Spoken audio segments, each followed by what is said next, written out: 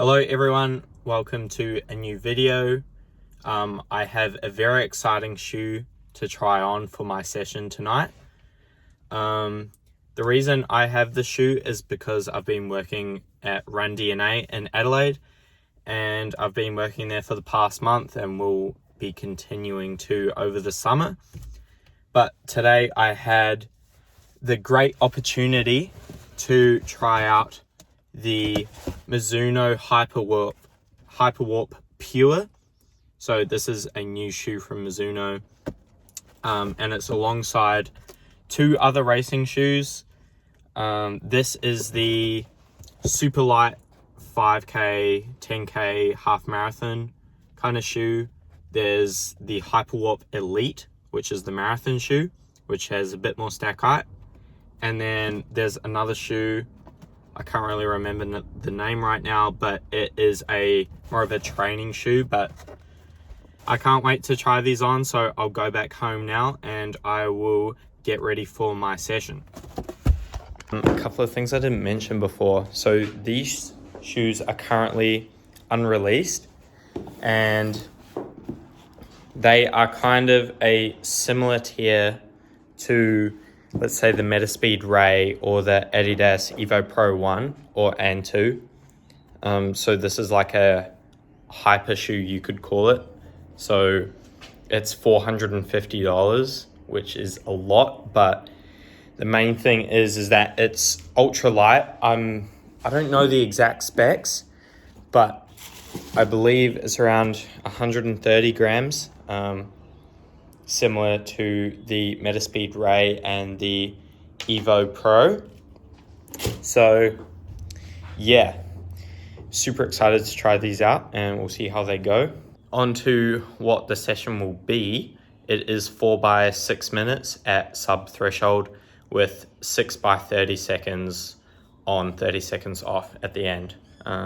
So should be a good test for these shoes, because it will be some slower paces and some faster paces.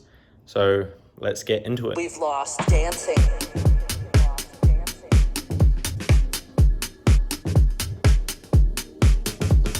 This year we've had to lose our space. We've lost dancing.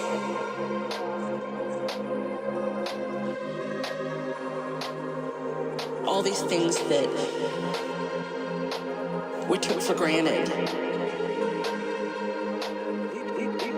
We've lost dancing.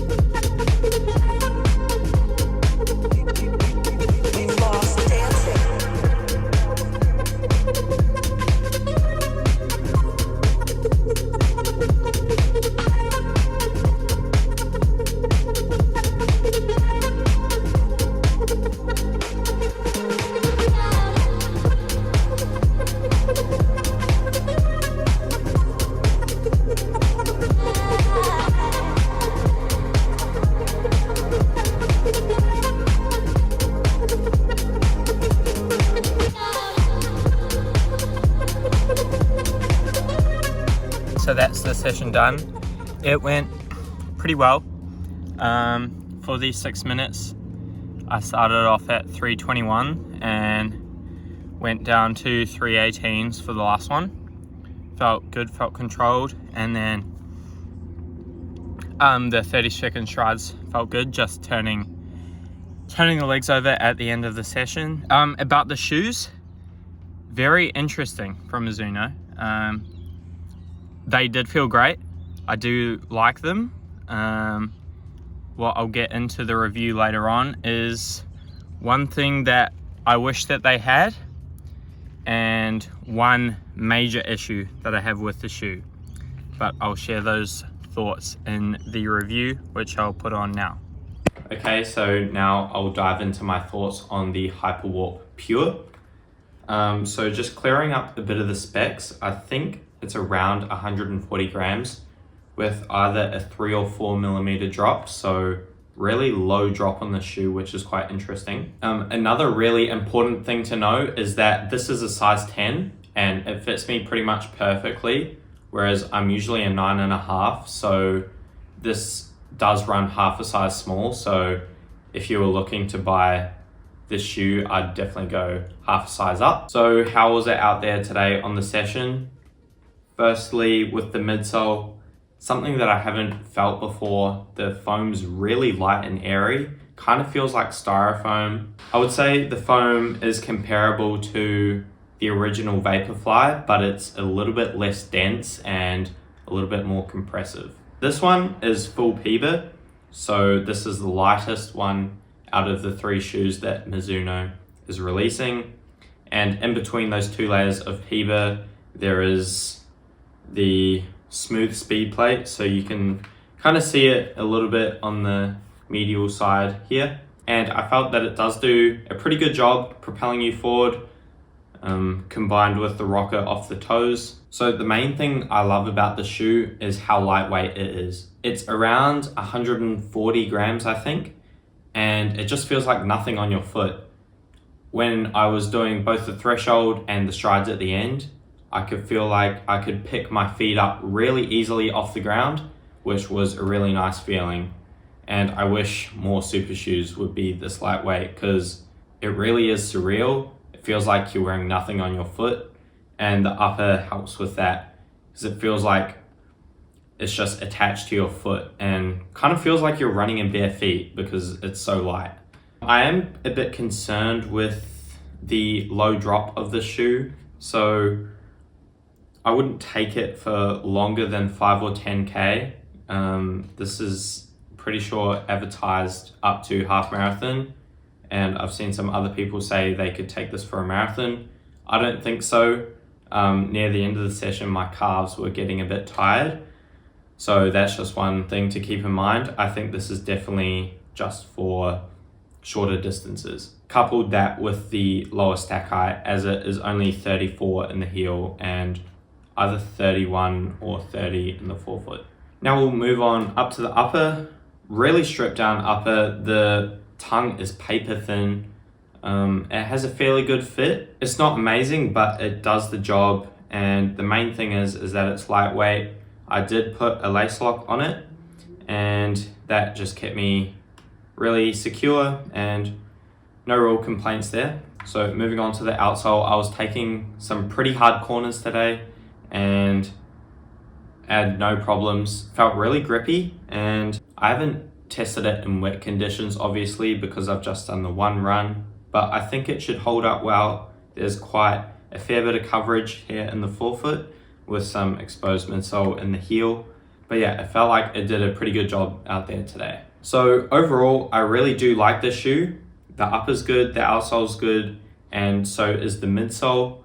But after my run, I did say that there was one thing that I would change about this shoe, and that is the stack height. So as I mentioned before, there's only 34 millimeters of stack in the heel, and personally, I would rather have it at the stack limit at 39 as a trade-off for a bit of extra weight. The one thing I felt that was missing out there today was a bit of punchiness to the shoe. Like, I felt like the shoe didn't have that much guts to it.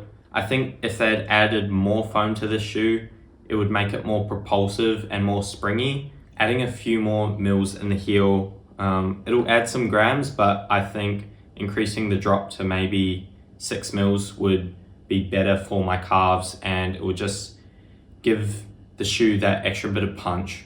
It kind of reminds me of my Takumi Sen 10. So these are pretty similar. This is 34 mil in the heel.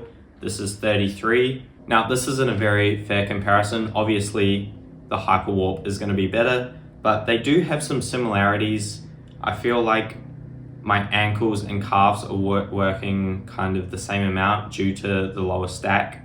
I like to wear this for training because I think it improves my lower leg strength, and I'm feeling kind of a similar vibe to this shoe. So I would say if you are planning to buy the shoe and take it up to a half marathon, I would definitely train in it a bit first because the calves can get tired. But that want for extra stack is more of a personal preference, and I really am nitpicking here. This is a really good shoe. I love it as a whole. The reason I'm being so nitpicky is because it is a $450 shoe. For a shoe being this expensive, I'd want it to be perfect for me, and I couldn't see myself wearing this for a 10K race over something like the Puma Deviate Nitro Elite 3. So I've got it here now. This is one of my favorite shoes. It has more of that punchy feel that I'm looking for, mainly because it has just more volume of foam since it has 40 mil in the heel. This is a $320 shoe, and you can regularly find it on sale. So I bought this for $250, which is a pretty good price. But that is my one big issue that I have with the Hyperwarp Pure. This shoe is just way too expensive. Yes, it is a really good shoe, but there are also other really good super shoes that are a lot cheaper, as I mentioned. And I just don't really think it's worth the risk buying a shoe this expensive that may not necessarily work for you. You're paying $450 for something that might shave off a few seconds off your race times when compared to regular super shoes. If you think that it's worth the money, then go for it. But personally, I can't see the justification. But that is my thoughts on the Mizuno Hyperwarp Pure. Really good shoe, but I just can't see myself buying it. It's too much of a risk. I don't know if it actually would make me faster in a race. Definitely is a good shoe. Like, I really love how quick it can turn over your feet. I did have that one point about wishing that there was more foam and a higher drop, but overall I think the shoe still works really well, and that's just me being very harsh on it because it is very expensive. But yeah, I think this shoe is dropping tomorrow on the 5th of December. I'm filming this on the 4th. I'll try and get this video out by tomorrow, which is when it releases, and let me know in the comments if you're thinking of picking up this new hyper shoe from Mizuno. But thank you everybody for watching to the end of this video, and I'll see you all in the next one. Sorry, my mic is broken, so the audio quality is not as good as it usually is. And also sorry for not uploading that much. I've just had exams, and I have about 5 videos in the works that I haven't edited yet, but they'll be coming soon. So thanks everyone for watching, and I'll see you in the next one.